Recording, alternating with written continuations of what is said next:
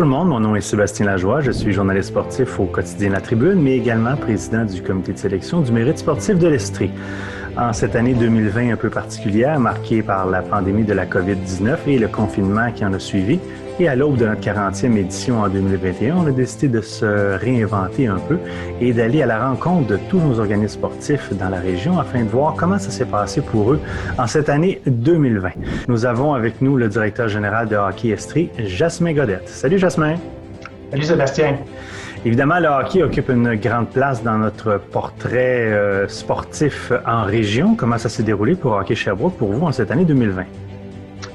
Ça s'est super bien déroulé jusqu'à ce qu'il y a la venue de la pandémie, mais tout avant ça, on avait un super beau programme l'année dernière. On avait, entre autres, notre 50e anniversaire. Donc, Hockey Estrie fêtait son 50e anniversaire, axé sur la reconnaissance des bénévoles. Donc, c'était la thématique de l'année.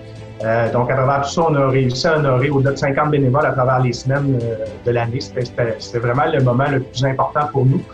4 de ces bénévoles se sont démarqués. Ils ont reçu l'Ordre du mérite québécois par la Fédération Hockey Québec. Donc, il y avait M. Alfred Boulet de Cowansville, M. Sarto Vigneault de Princeville, Mme Sylvie Baril également de Princeville et M. Réal Manceau d'Actonville. Donc, ils ont tous été honorés également lors de notre Assemblée générale annuelle cette année. Donc, reconnaissance aux bénévoles. On a eu également une vidéo de reconnaissance qui a été faite pour eux aussi, qui est disponible toujours sur le site de Hockey Estrie, où on commémore un petit peu toutes les bonnes choses qui ont été faites à travers les 50 dernières années et des remerciements à tous ces bénévoles-là.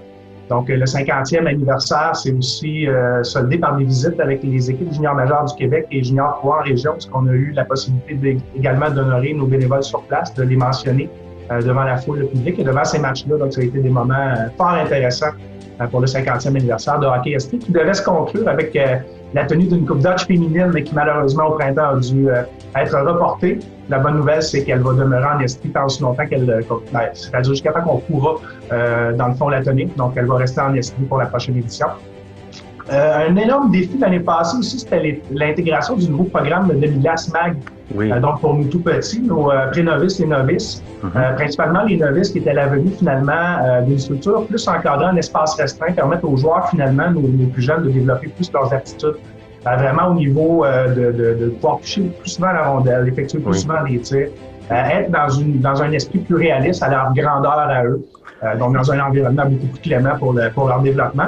Donc, avec l'aide des entraîneurs maîtres des 25 associations, notre entraîneur maître régional, également notre vice-président Hockey Estrie, Carl Michel, qui était dans les dossiers, avec M. Maxime Rousseau.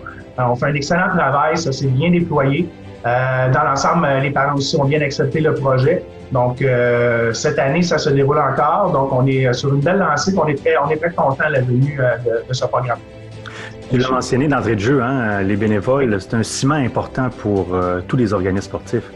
Oui, effectivement. Puis l'ensemble des bénévoles, l'année passée, pour toute la tenue de nos tournois, qui ont eu quand même, on a eu la chance d'en tenir 48 sur nos 50, donc ce qui nous a permis, encore une fois, de compter sur ces bénévoles-là, autant dans les associations de hockey mineur que nos tournois que je mentionnais. Puis on sait encore plus avec la venue de la pandémie, on a eu besoin, nous, en début d'année, cette année, beaucoup plus de bénévoles, donc un énorme merci à eux. C'est la raison pour laquelle on a axé beaucoup notre 50e anniversaire sur la reconnaissance de ces gens-là. Puis, une autre mention aussi, pour Hockey Estrie, on a l'informatisation qu'on appelle et la gestion des feuilles de partie. C'est un projet énorme depuis les 5 dernières années où on a investi plus de 50 000 $ avec nos organisations sur des outils tels que des portables pour les marqueurs. Donc, rapidement, c'est un événement l'année passée où est-ce qu'on était vraiment à notre dernière année, je dirais, de lancement, où est-ce qu'on avait toutes nos ligues qui étaient en ligne. Donc, autant simple lettre que double lettre, où est-ce que, dans le fond, autant l'entraîneur valide ses alignements en ligne, le marqueur travaille la feuille de partie électroniquement, les arbitres signent électroniquement et la feuille reste disponible en consultation publique pour tout le monde. Donc, c'est vraiment en Estrie, on est les premiers au Québec à être à 100% avec l'outil Sportall, qui est dans le fond l'outil qu'on utilise.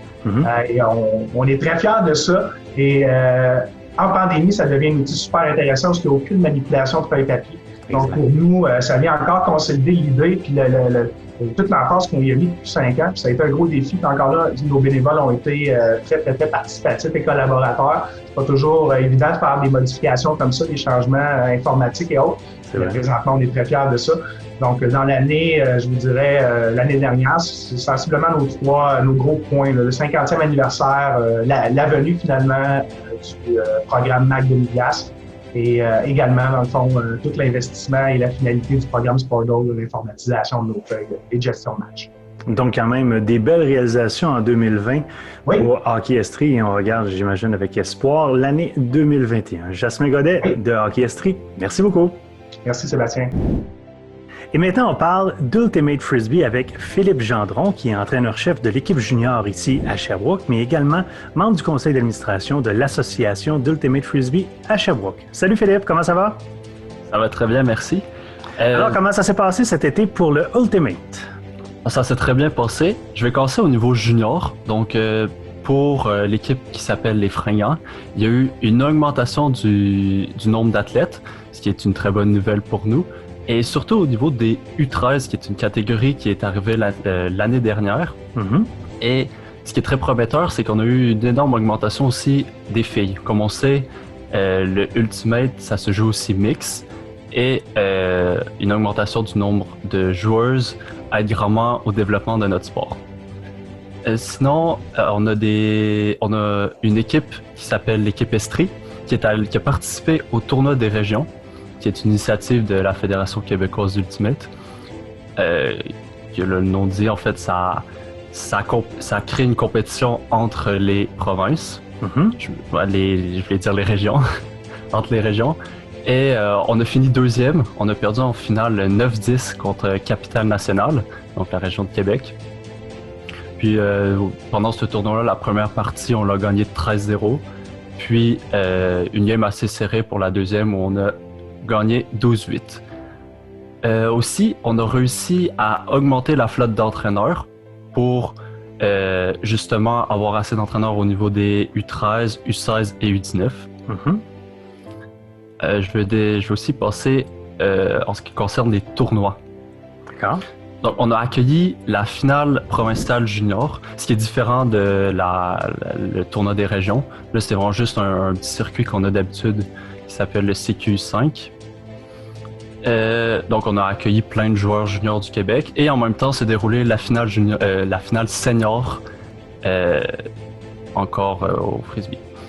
Donc, dans l'ensemble, ça a été, je veux dire, une belle saison. La pandémie ne vous a pas trop frappé pour la pratique du sport, d'après ce que je peux constater.